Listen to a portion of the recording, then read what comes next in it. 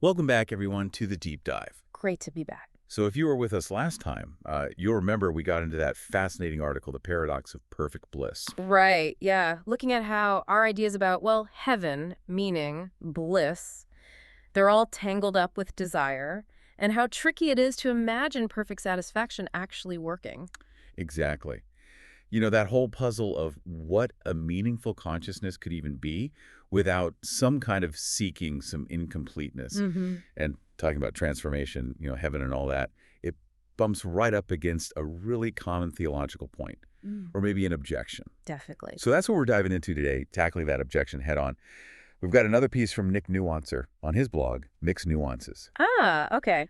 A follow-up. Yeah, this one's called The Impossible Object, Why Good Desire Cannot Survive Divine Transformation. Okay, the impossible object. Yeah. That sounds intriguing. It is. And it's really a direct response to that idea you hear a lot, that some kind of divine transformation, like maybe in heaven, could just sort of filter out the bad desires. Right, like it gets rid of the desire unto sin, greed, envy, all that stuff, but leaves the good ones intact, love for God, enjoying beauty, creativity. Exactly that. And, well, our mission today is to unpack why this article argues that view, which seems kind of intuitive on the surface, actually shows a fundamental misunderstanding of how desire even operates. And to do that, it looks like we're going down a similar path as the article itself, using insights from psychoanalytic theory. Yep, specifically Jacques Lacan.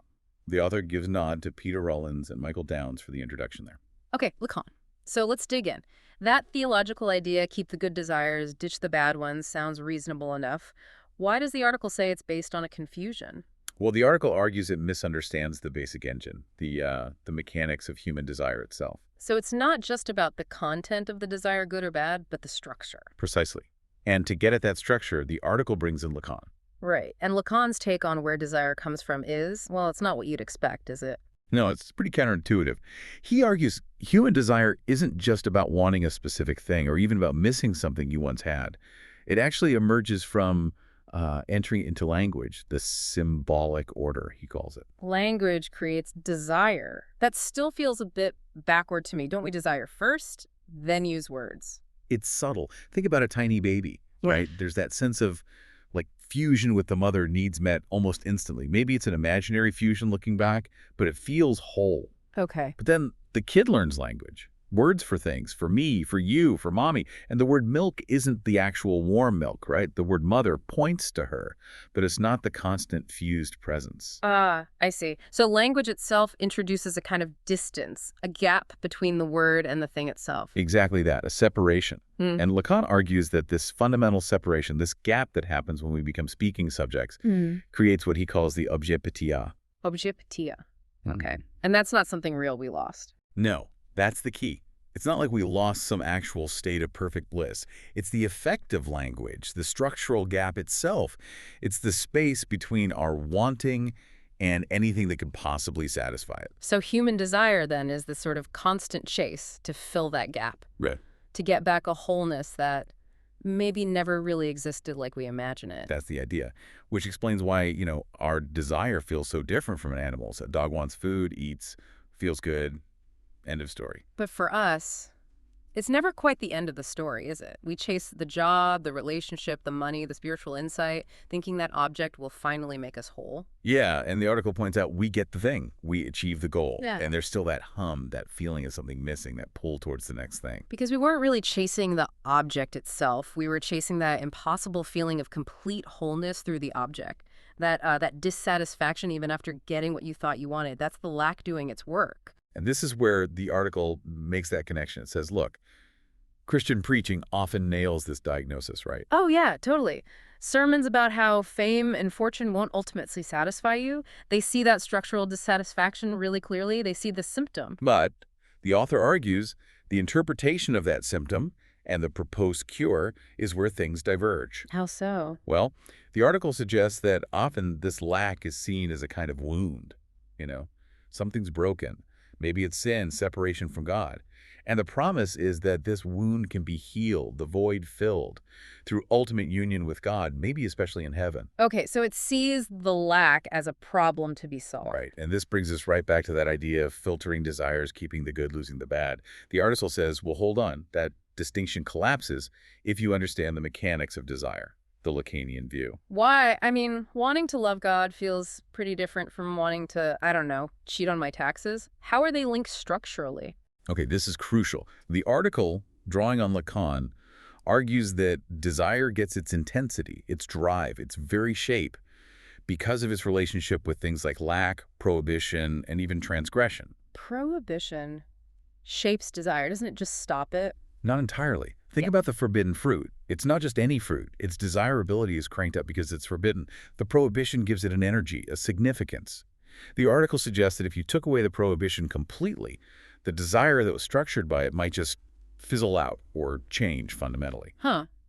So the law, the boundary, and the possibility of crossing at what theology might call sin are kind of intertwined with the desire itself. Yeah. From a psychoanalytic angle, yes. The article argues that what gets called sin desire, pushing past limits, isn't just a moral failure, but sort of an inevitable outcome of how desire works within any system that has rules or boundaries. The boundary itself creates the possibility of transgression, and that possibility fuels the desire.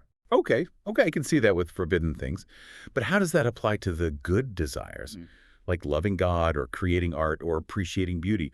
Where's the prohibition or lack there? The article argues it's still there, just maybe more subtle. Isn't love for God often felt as a deep longing, a desire for a closeness that feels, well, not quite complete yet? The intensity comes from that felt distance. Yeah, I suppose so. And creativity, isn't it born from that gap between the perfect idea in your head and the messy reality of putting it onto canvas or paper? You're always striving to bridge that gap. Right, never feels quite perfect. And beauty. Doesn't appreciating something truly beautiful often have that sense of wonder, like it's slightly beyond your full grasp, something you can't totally possess or pin down? There's a kind of longing in that, too. The lack, the distance, the impossibility. The article says these aren't problems for the desire. They're part of what gives these good desires their depth. This sounds related to that concept the article brings up, jouissance, which is notoriously hard to translate, right? Right. Yeah, it's tricky. It's not just simple pleasure or satisfaction. The article explains it as this kind of excessive, maybe even painful pleasure that's tied up with pushing boundaries, with the forbidden, with where desire sort of hits the limits of the system. Like a thrill that's maybe not entirely good for you, but it's intense. Something like that. It's the energy that comes from that friction between desire and the law. And the article's point is, this jouissance isn't some separate category of bad desire you can just lop off. It's argued to be a structural consequence of being subjects caught in language and law.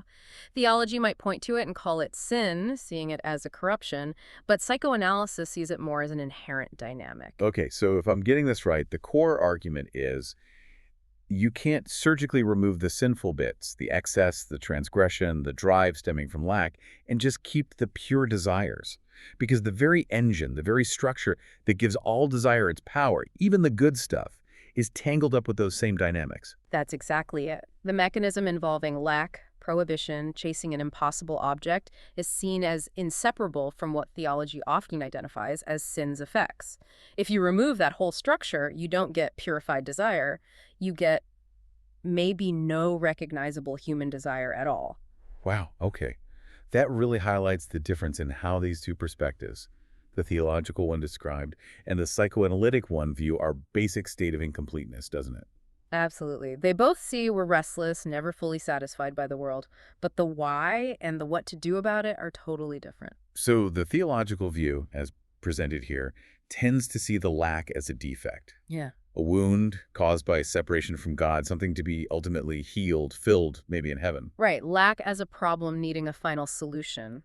Whereas the Lacanian view sees lack not as a defect, but as the fundamental condition of being human and conscious. It's what makes language, creativity, meaning deep relationships even possible. So the goal isn't to fill the lack, which Lacan says is impossible anyway. Right, the goal is to change your relationship to it. And that's what the article means by traversing the fantasy. Yes, exactly. It's not about killing desire. It's about realizing on a deep level that the perfect, completing object you are always unconsciously chasing, that impossible object, was never actually real. It was a fantasy organizing your desire. And somehow, realizing that impossibility frees you up. That seems paradoxical. It does, but the idea is if you stop demanding that real life, real people, real projects provide that impossible total fulfillment, you can actually engage with them more fully, more realistically. You can appreciate them for what they are, imperfections and all. So the article's conclusion is pretty stark then. A consciousness that's somehow kept desire, but got rid of all its ties to lack, transgression, the impossible. Hmm. It wouldn't be a better human consciousness. It might not be recognizably human at all. That's the implication. It would be a state so different it might lack the very things that constitute subjectivity as we experience it. Now, the article's careful here. It says this psychoanalytic view doesn't just dismiss spiritual practices. No, not at all. In fact, it suggests many powerful spiritual traditions are actually about learning to live within this fundamental incompleteness, this longing in meaningful ways. Like the examples given the Jewish Sabbath using constraint to create sacredness, Buddhist mindfulness changing the relationship to desire's cycles, contemplative prayer dwelling in divine mystery and distance. Exactly. These are seen as ways to find meaning within the seeking, not necessarily by promising a final end to it. They work with the structure rather than trying to escape it entirely. Okay, but we absolutely have to touch on the ethics here, Mhm. because hearing that desire is tied to transgression could sound like an excuse for bad behavior. The article strongly refutes that, right? Absolutely, unequivocally. Understanding a structural link does not endorse harmful actions. It doesn't mean abandoning ethics. The argument is more that simple prohibition just don't, often fails, because it ignores how prohibition itself fuels desire. So a more effective ethics needs to Where work with how desire is structured. That's the suggestion.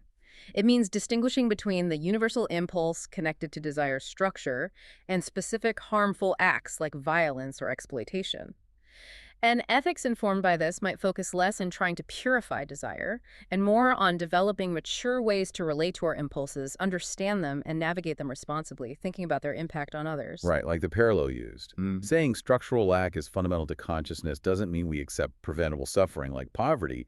Understanding the structure doesn't excuse harmful outcomes. Precisely. Ethics becomes about navigating the inherent tensions within ourselves and with others, not about achieving an impossible purity of desire. So living with this impossible object, the article seems to accept that powerful human longing for transcendence, for something more, that doesn't just vanish. No, it's a core part of us. The critique isn't aimed at the longing itself, but at the belief that this longing points to an attainable state of final, perfect satisfaction where longing ceases. Maybe, the article hints, the value of spiritual paths lies more in how they help us engage meaningfully with the present, with its mix of fulfillment and longing, rather than promising an ultimate escape hatch. So it throws out that really deep question about, say, post-death transformation. Could it happen? Maybe. But if it radically altered consciousness by removing lack and desire as we know it, would that transformed being still be us? Is there continuity? It raises the possibility that such a transformation might be so fundamental that it breaks the chain of identity, precisely because our identity is so deeply woven with desire and lack. Okay, so let's try to wrap this up. The core argument for the impossible object really seems to be that meaning, connection, maybe consciousness itself, doesn't arise from getting rid of our incompleteness, but from the ongoing creative work within it. Yeah, that's a good summary. And that the very restlessness of human desire, often framed as a problem, might actually be the necessary condition for things like love, art, meaning, and real encounters. And looking back at our last discussion on perfect bliss, this framework suddenly makes a lot of those paradoxes make more sense, doesn't it? It really does. The puzzles about heaven like needing some distance even in worship, or how a dynamic heaven relates to earth, or the identity problem with radical change, and even the Buddhist paradox of desiring non-desire. From this perspective, they all stem from trying to imagine a meaningful conscious state without the very things lack, prohibition, the impossible object that this view argues are essential for meaningful conscious desire in the first place. Exactly. Trying to have the cake of meaning without the ingredients of lack and striving. So a quick recap of the article's punchline. The popular theological idea of just filtering out sinful desire while keeping good desire doesn't work structurally because all desire gets its juice from dynamics like lack, prohibition, and chasing the impossible things often linked to sin's effects. Right. And the alternative view presented is that this lack isn't a bug, it's a feature, the feature that makes us meaning-making, relating, conscious humans. Okay, so here's a final thought for you, our listeners, to chew on, sparked out all this. If our experience of meaning and connection really is tied so tightly to desire and our inherent incompleteness, as this article argues, what might change for you if you shifted your focus, less on trying to eliminate or transcend desire and longing, and more towards learning how to fully inhabit and maybe even creatively engage with your own incompleteness right here in the messy present?